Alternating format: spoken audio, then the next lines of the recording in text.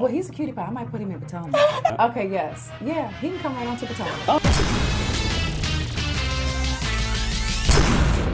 Sky Squad, we are in the building, boy. You know what's up. I got my good detox tea right here. And we're about to spill some tea on this good old Atlanta reunion, okay? But before we get into that, make sure you guys hit that subscribe button down below. Hit that notification bell button so that you can be clued into when we drop new content right here on this channel. And join my texting community so that you guys can stay in the know about when I drop new content over here. You know what I'm saying? So let's go ahead and stage dive into a little bit of the news surrounding the episode last night. Okay, so first things first. Let's get into it.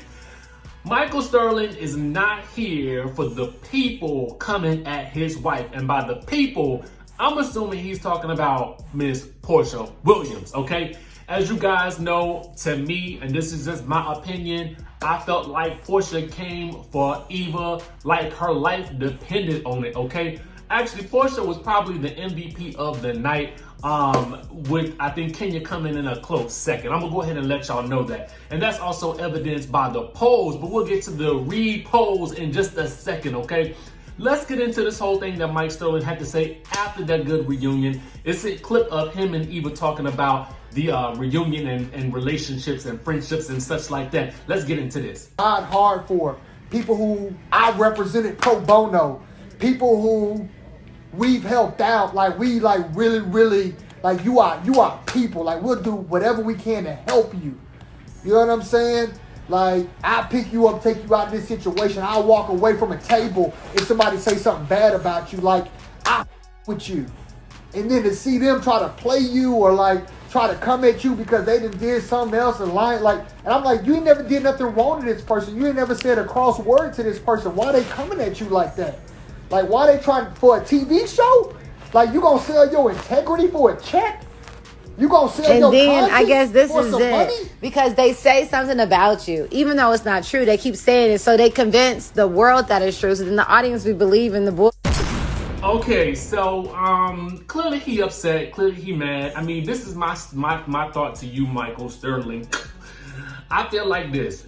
Now you know, stop giving out your services for free to these people on this show. You know what I'm saying? At the end of the day, this is Housewives, okay? This is Housewives. It's not Three's Company. This is not Friends. This is not one of those shows. It's not Living Single. This is Housewives.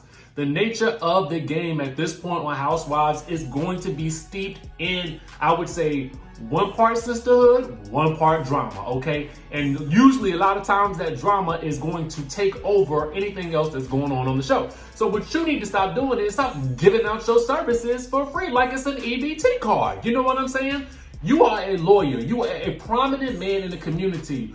What are you doing giving your services away for free for? And was this about the whole situation with Dennis? Was you representing him for free? Because Dennis got all this money, okay? That's what the streets say. So what are you doing giving your services away to the people for? What are you doing? That was the biggest thing that I took away from that whole situation right there. Maybe if you wasn't giving your services away, you wouldn't be so mad, because otherwise, that's what these ladies do. They read each other up and down, drag each other for filth. Sometimes your wife gonna win, and sometimes she is not. But at the end of the day, what Eva does need to remember is what she says, okay? I think if she did a better job of remembering and owning what she said, she would fare better on this show. Sometimes you just gotta say either, listen, hey, this is what I said. If you took it the wrong way, I apologize. I was emotional. This, that, and the third. I think that would have deaded that situation a long time ago. Or simply just be a bad bee and just say, yup, I said it, ain't changing nada, okay? But the whole don't remember thing is not gonna work, especially when the cameras are there. You know what I'm saying? Let's move right on along, because that good Miss Sheree Whitfield was on that good Bravo Watch What Happens Live last night. And to me, this is just me, and I gotta be for real honest with y'all. You know I'm gonna keep it real, okay? Is it just me, or does Sheree talk in circles, okay? I felt like every time Andy asked her a question about something, I feel like she be giving the longest explanations, and then sometimes I just be wondering, like, what did it really mean? I feel like I need some type of interpreter to interpret what she is really saying and what she really means. Sometimes I need for her to just learn how to be a little bit more succinct with her responses. I mean, she looked great I can't deny that, you know what I'm saying? But I was really confused as to apparently the joggers are no more, okay? The joggers are not coming out in spring, summer, September, February, okay? They're not coming out because she says that she cannot compete with the Fashion Nova price points, okay? She cannot compete with Fashion Nova and Alibaba, okay? Now, I don't know if she was equating those two brands as being the same thing, but that's what she said. Anywho, this is what I will say that she said. She said that she's got something else, another business enterprise coming out in about 2 weeks, okay? Now, she promised 2 weeks, but she would not say exactly what that business was. Sheree, let me help you out, okay? Let me help you out one good time. What you need to probably be focused on is some type of at-home workout, something or rather like that. You need to maybe get you become a personal trainer. You know what I'm saying? Get your certification in personal training and train the women. Do what Teddy does. Be an all-in or some type of accountability, fitness coach or whatever. That's all the rage right now. So just do that. And I guarantee you with your body, you would definitely be able to get the people to sign up. You know what I'm saying? Stop trying to do all this stuff in the fashion industry unless it's going to be some workout clothes. Then outside of that, I feel like you got it, boo. So also when asked if she would come back to Housewives or not, she of course said she wouldn't say no. I mean, I don't know what else she's doing. You know what I'm saying? I'm sure she has other investments and things like that going for her. You know what I'm saying? I feel like she's probably a smart woman in the sense of, saving money because she still got that house. You know what I'm saying? But otherwise, I mean, I don't really know. Sometimes I just can't understand where she's going with what she's saying. She also gave a little bit of update on her mama because, I had questions about that or whatever. She said her mom had just needed a leave of absence from the people and just needed a break and I guess she wasn't answering her phone. I don't know. I can't explain it. That's what she said. What do y'all think? Let me know down in the comment section below about Mr. Mike Sterling getting on the people and offering his services for free. And Miss Sheree coming back and telling us that she's not going to be coming out with joggers but something else. And we don't know what that something else is. We'll have to wait for 2 weeks to find out, okay? Let's move right on along to the episode. Now, I don't know about you. I'm going to go ahead and tell you what I think about this whole situation. I felt like this reunion was actually very, very good, okay? Let's just start right there. I felt like the reunion was on point. It was on the point, okay? I felt like, they had all the stuff going with the graphics moving around, the pictures moving and to and fro and coming in and out and at you and stuff like that. And I was like, oh, what? Where y'all learn this at? You know what I'm saying? And then I also felt like it felt very interactive and dynamic. And I almost feel like I didn't even really miss having them sitting face to face because what they did was spectacular.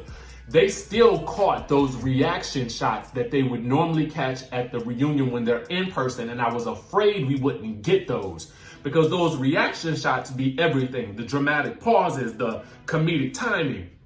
And I'm going to go ahead and tell you guys the truth.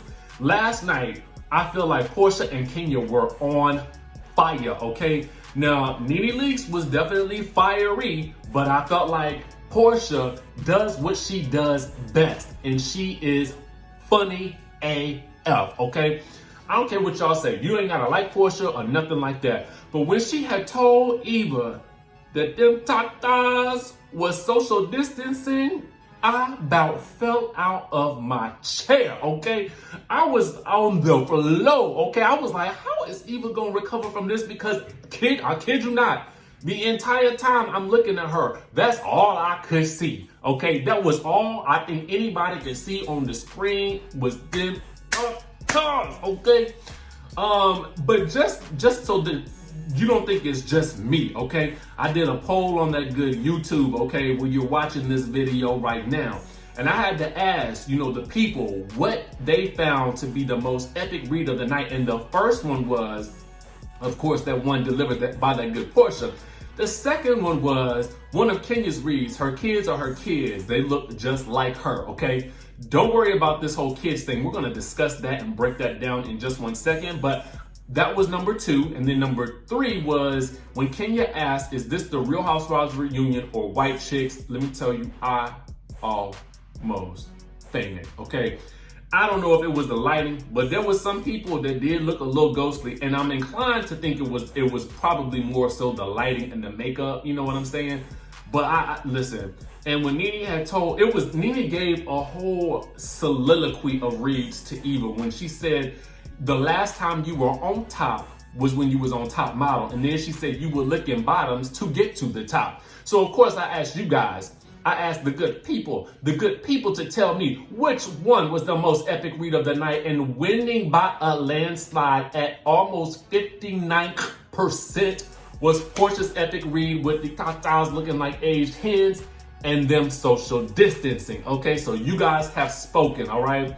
Now, there was a lot of reads going left and right, but I want to pick out a couple of things that I feel like we need to discuss in terms of storylines and things that were sort of brought up last night. And I may miss a couple of things, and if I do, what I would like for you to do is comment down below with a pinpoint that you think that I might not have missed, or something that you feel like sort of maybe even conflicts with something that we're talking about here right now, okay? Now, Kenya brought a good receipt, okay? Let me start there. Kenya brought her marriage license, and to me, this is something that she needed to do. Kenya Moore needed to bring that marriage license. Now, did she have to do it? No.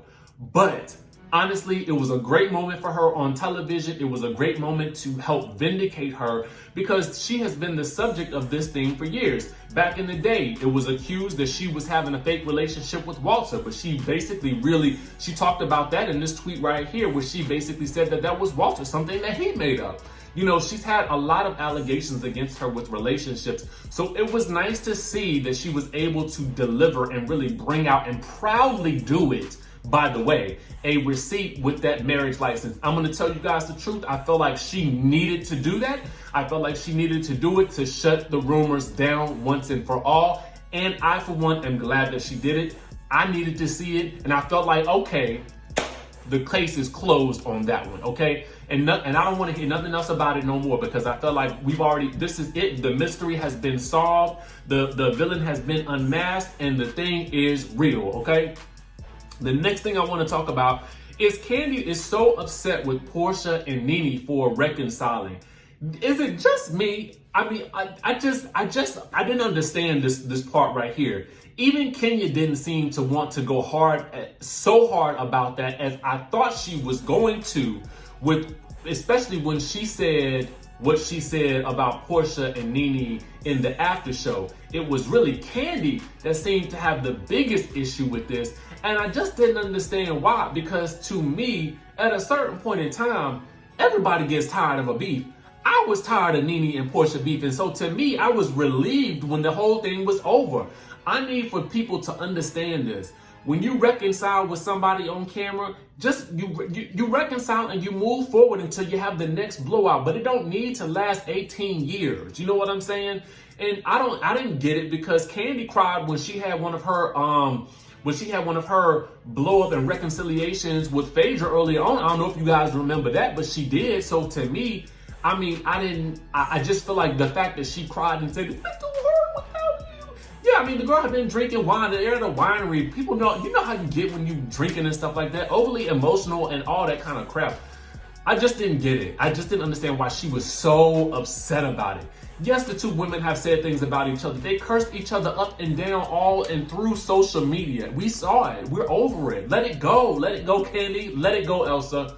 Anyway, I want to move on to Porsha's receipts. Now, to me, Kenya Moore has basically tweeted out that these receipts, that as we will see, are proven to be fake. She said that we'll see that next week. So I'm kind of curious as to why Porsha went there, and I'm kind of thinking, I'm hoping that maybe she was just drunk and she didn't really know of what she spoke of. I guess I didn't like it, but what I did respect was Kenya Moore said that she would not be bringing out receipts from Porsha, apparently because she didn't want to operate on Mad Day. And basically what Mad Day is, when you get mad and you start spilling all the tea or sending out receipts about text messages and stuff like that. I really appreciated that because y'all know how I feel about people releasing text messages and stuff like that. But we'll have to see how this whole situation pans out. What did you guys think of it? The fact that we couldn't see the receipt. My thing is, if you're gonna produce it, if you're gonna bring it up, now, as much as I don't like it, but if you're gonna bring it up, I'm gonna need you to be able to back it up by showing it to us verbatim exactly what she said, because otherwise the audience is missing a whole plot point here, and you guys know how I hate that, okay? You know how I hate that. Now I want to discuss this whole situation about kids being off limits, okay? Now this situation, I cannot remember if it started with Porsha and EVA or if it started with Kanye and Nene, okay? But what I do want to touch on is this. I do believe that kids should be off limits in any regards. And the thing about it was, I was actually on Eva's side with this particular aspect of her tirade.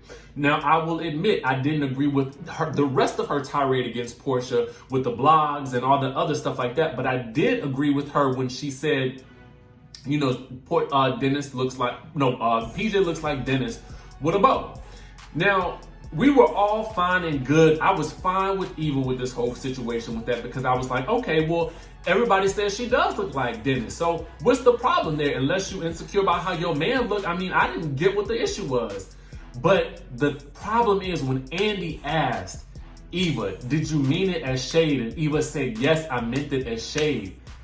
That's when she lost me, and I'm thinking to myself, Eva, we were all rooting for you. You had this was your opportunity to take the upper hand in this situation, and you just lost it. You lost it completely. It's like at what point do you just not even know how to play the game? Okay, play the game, okay? Because once you said that, you lost all of your credibility, and now Porsha is in for the win with this situation with regards to you speaking about her child. And now, unless you were just being truthful and that's what you meant anyway, and you were just being shady from the get-go with this whole situation, then that just makes you look even worse. You know what I'm saying? And I was completely here for, Porsha virtually threatened to whoop up on her. I mean, I was, because you're talking about somebody's child. Now, conversely, we're going to talk about Nene and Kenya talking about each other's kids. I just feel like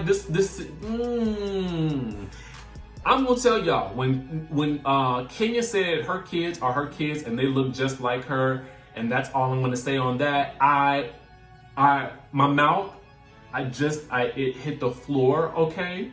It really did hit the floor, and I think I rolled over on the floor after it. So I think I rolled over my bottom lip as the lip hit the floor, and I rolled over on top of it. That's how I felt about that moment. It was so savage, but it was also definitely dirty fighting at that point. You know what I'm saying? But it was epic. I hate to say it. It really, really was. But I do think that the kids should be off limits to everyone. And I think what happens with that is when you open up the can of worms to talk about one person's kids, it opens up that whole situation for somebody else to talk about yours. And I just don't agree with that situation at all. Now I'm going to talk about Kenya educating Eva about this nappy head situation.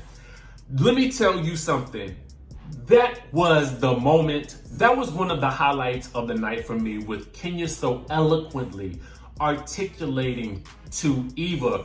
And sometimes I feel like Eva tries to use big words like colloquialisms in a situation where they're uncalled for. And I get it, you're educated and stuff like that.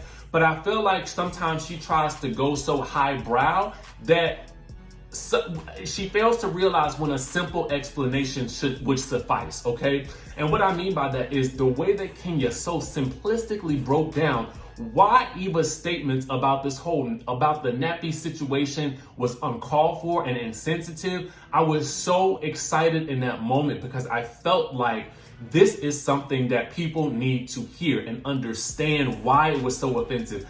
I was offended when I heard her say it on the show. So if I was offended, I know it was offensive to a lot of other people, especially women. You know what I'm saying? And I just felt like, ooh, Eva, you have created. And the sad part about this is that Eva didn't even seem to recognize or understand why it sounded insensitive when she said it. You know what I mean? Like, she didn't get it. So I was happy that Kenya broke that down for her so eloquently, so simply stated, and it was to me, it will go down as probably one of the most iconic moments. And I know it wasn't a read.